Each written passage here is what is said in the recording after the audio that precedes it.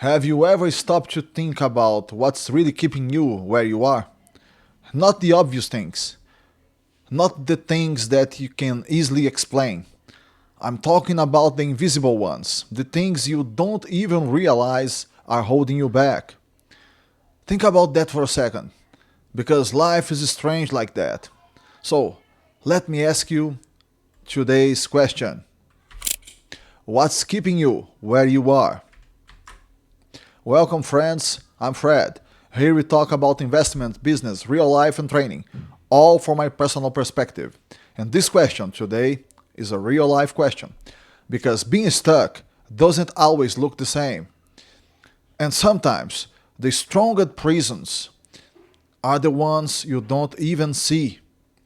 Some things that keep you stuck are obvious. You can't point to them, you can explain them. But at certain moments in life, what holds you back isn't clear at all. You feel stuck, but you don't know exactly why. And that's the dangerous part. Let me give you an example. Sometimes you can be stuck geographically and not even realizing it. Those of us who grew up in the 80s and 90s had this image of the United States. Movies, culture, everything looked bigger, freer, better. But what does it really mean to live abroad if you never been abroad? The first time I had the opportunity to be outside Brazil, I was already around my early 30s. And one thing became very clear to me. If I had experienced a first world country when I was a teenager, there was a good chance I would never have wanted to stay in Brazil. I probably would have wanted to stay there. In my case, there was something that held me back. My parents. They were already older back then. At that time, around maybe 15, 20 years ago, my father was close to 80. So I told myself, I can't live abroad. I need to be there. I need to help if they need. That felt logical, responsible. But look how life works. 20 years later, he's close to 100 years old and still healthy. If I had gone abroad back then, there wouldn't have been a problem. But this is the kind of prison that is right in front of you. It's visible, concrete, and still it keeps you in place. Now, let's talk about something more complex relationships. You can be stuck in a relationship for many different reasons emotional dependence, financial dependence, fear of being alone, and living requires courage, not motivation, courage. Because sometimes you know exactly what's holding you, and still you don't move. Other times, the prison is inside your own head.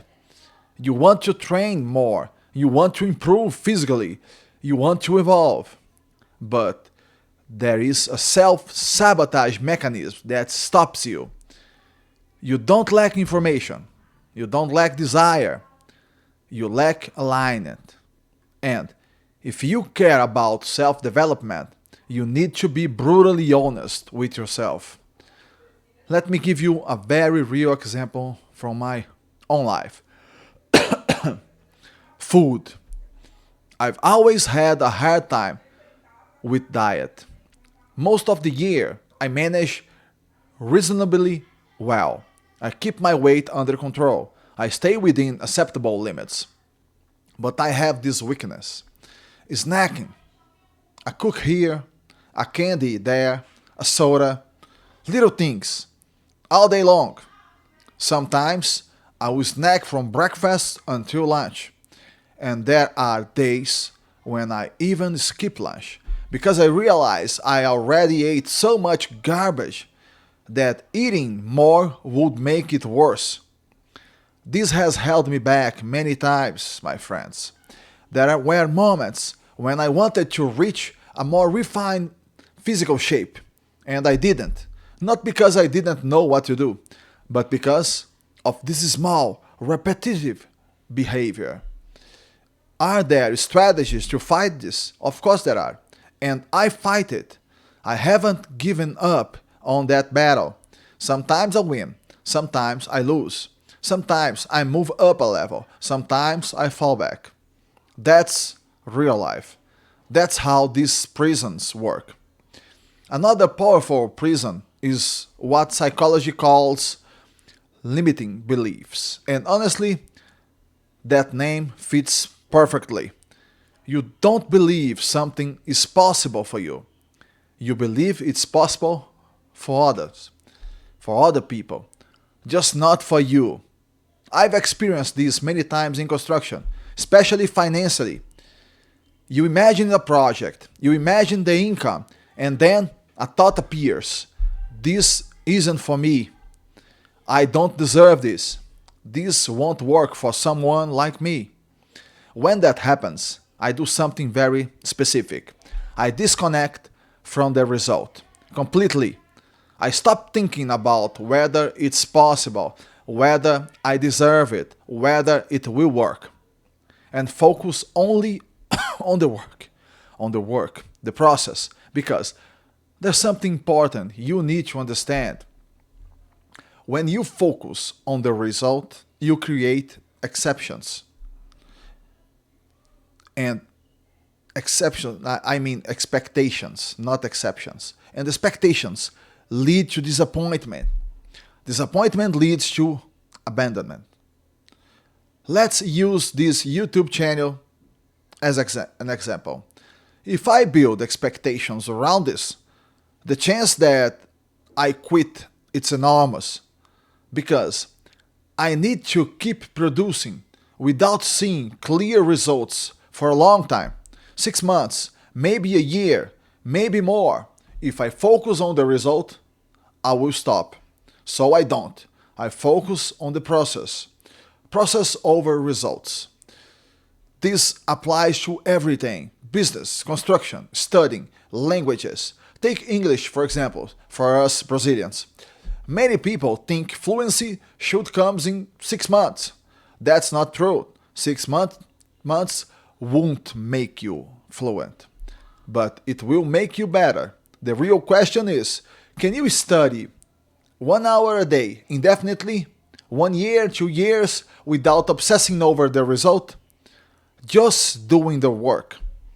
And this is where the real prison appears: the inability to do the work without guarantees. You only want to act if the result is certain.